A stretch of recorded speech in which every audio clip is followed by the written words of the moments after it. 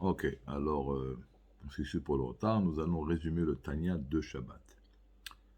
Dans le Pérec 12, nous avons expliqué longuement que dans le Benoni, il y a donc deux côtés, l'âme divine et l'âme animale. On a expliqué qu'il y a deux systèmes, il y a le sentiment et l'intellect, sur lequel le Benoni n'a pas de dominance. Ça veut dire que le Benoni ne peut pas dominer qu'un mauvais sentiment va monter du cœur au cerveau. Mais dès qu'il sait qu'il y a quelque chose d'interdit qui a été proposé, ou de permis, comme on a expliqué que la guerre essentielle du Benoni, c'est dans les tavot permises, dans les désirs permis, alors il va le repousser avec deux mains, avec toute sa force. Mais il a un Yetzara. Maintenant, on va comprendre ce qui est écrit dans le premier Pérec. Dans le premier Pérec, l'Admour Aken a ramené la Gemara. Et la Gemara, elle a dit que chez un Benoni, le Yetzerara et le Yetzertov, il le juge. Alors comment on comprend ça? Des fois il fait des mitzvot, des fois il fait des péchés. On a expliqué qu'un Benoni ne fait pas de péché. S'il fait des péchés, c'est un rachat. Alors c'est quoi? Regardez, c'est comme un jugement. Un jugement, il y a un juge qui donne son avis. Alors s'il est seul, et personne ne contredit, ben la loi sera comme lui, il a dit.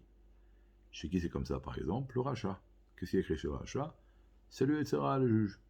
Donc le Yetzera, il donne son avis, personne ne contredit, donc c'est lui le patron.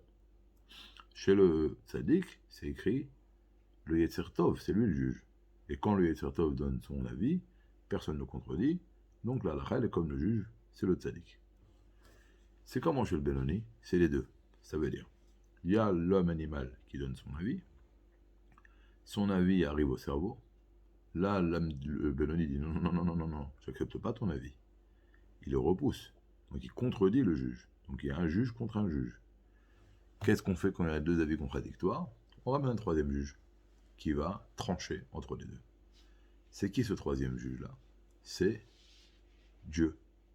Comment Dieu? Parce qu'il y a écrit dans la Gemara que si Dieu ne nous aidait pas, on ne pourrait pas gagner les tzara. Et donc là, Dieu va se mêler. Mais quand est-ce que Dieu va se mêler? S'il va voir que nous, on a fait l'effort, qu'on ne veut pas recevoir le Yetzirah, on ne veut pas recevoir l'idée du Yetzirah, alors à ce moment-là, Dieu va venir nous aider. Mais si le juge va donner son avis et on ne va pas contredire, alors le troisième juge ne va pas se mêler. Maintenant, c'est quoi l'aide que Dieu va nous donner? Il va donner au cerveau la force qui ça va briller chez lui, que c'est lui qui domine le cœur. Et donc l'obscurité va courber devant la lumière et l'âme animale va courber devant l'âme divine. Alors, a priori, on avait dit dans le Pérec 12 que ce qui aide le Benoni à dominer ses pulsions, c'est parce que quand il prie, il endort complètement son Yetzirah. Donc dans les sentiments de son cœur, c'est complètement exclu pour lui de faire un péché.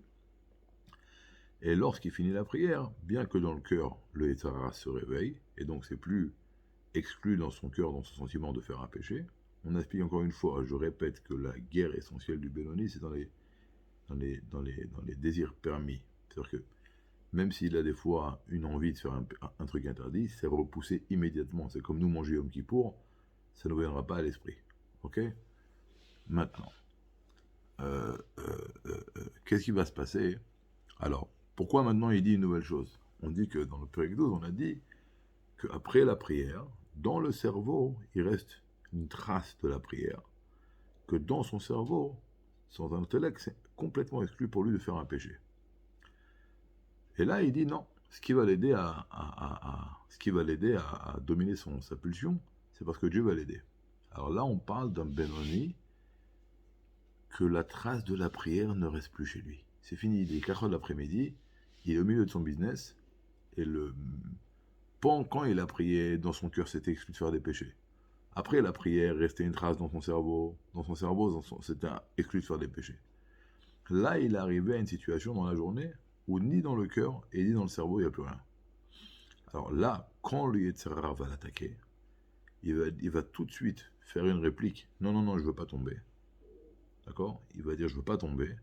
Là, Hakadosh Baruch Hu va tout de suite se mêler et faire que ça va briller chez lui, que, après tout, le cœur va courber au cerveau, et donc l'obscurité va courber devant la lumière de l'âme divine. Maintenant, ce Benoni-là, il faut qu'il fasse attention. Qu'est-ce qu'on a dit dans le premier Pérec? Que même si le monde entier dit que tu es un tzaddik, soit toi, à tes yeux, sois comme un rachat. Et on avait dit, a priori, il y a une Mishnah qui dit ne sois pas comme un rachat à tes yeux. Alors, il faut faire attention. Dans la Mishnah, c'est écrit ne sois pas un rachat.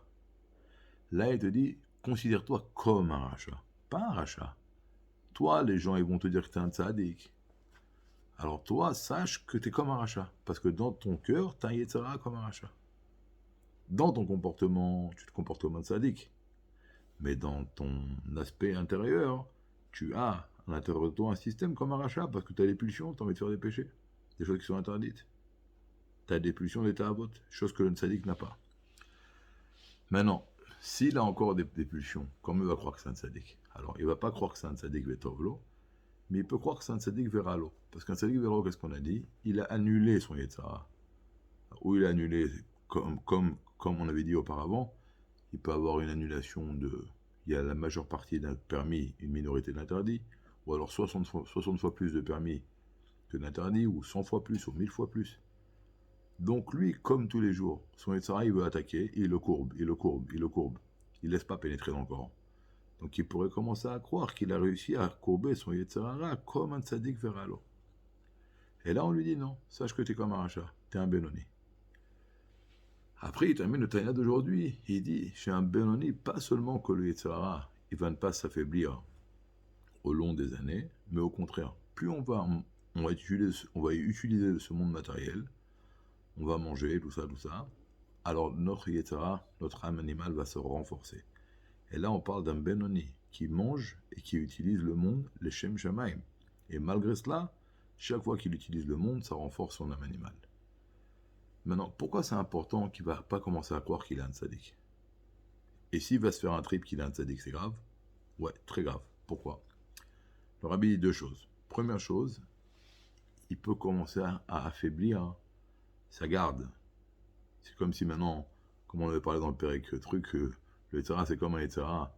C'est comme un terroriste. Si je commence à croire qu'il ne va plus m'attaquer, je vais enlever l'armée, et c'est là que je vais me prendre une bombe sur la tête. Ça, c'est le premier problème. Le deuxième problème, le plus grave, le rabbi dit, c'est très grave de croire que tu as un niveau que tu n'as pas, et commencer à faire un travail dans Dieu. Tu vas commencer à faire une illusion que tu es un tzaddik, et tu vas commencer à toucher à des niveaux qui ne t'appartiennent pas. Et quand tu vas commencer à toucher à des niveaux qui ne t'appartiennent pas, là, tu vas t'effondrer. Là, tu vas tomber de très haut, parce que tout d'un coup, tu vas t'apercevoir que tu n'es pas du tout dans le coup, et c'est pas du tout ton niveau, et tu es en train de faire une chose qui n'a aucun rapport avec toi. Donc, il faut toujours savoir qui on est, qu'est-ce qu'on est capable de faire, et qu'est-ce qu'on n'est pas capable de faire. Alors, vous savez, comme on dit chez les chassidim, Dieu, il veut pas que tu sois Moshe Rabbeinu. Dieu veut que tu sois toi-même. Et le plus grave dans la vie, c'est d'essayer d'être quelqu'un d'autre. Et en plus d'être quelqu'un qu'on n'est pas capable d'être. Ou comme exiger d'un enfant d'être une chose qu'il ne peut pas être. Comme on dit toujours chez nous, on ne demande pas à un handicapé de courir. Ça veut dire qu'il faut savoir qui tu es. Et si tu es un Benoni et que tu commences à croire que tu es un tzaddik, tu vas tomber à la fin. Donc c'était le Tanya d'aujourd'hui. Pour le Tanya de dimanche, nous continuerons demain. De bonnes nouvelles.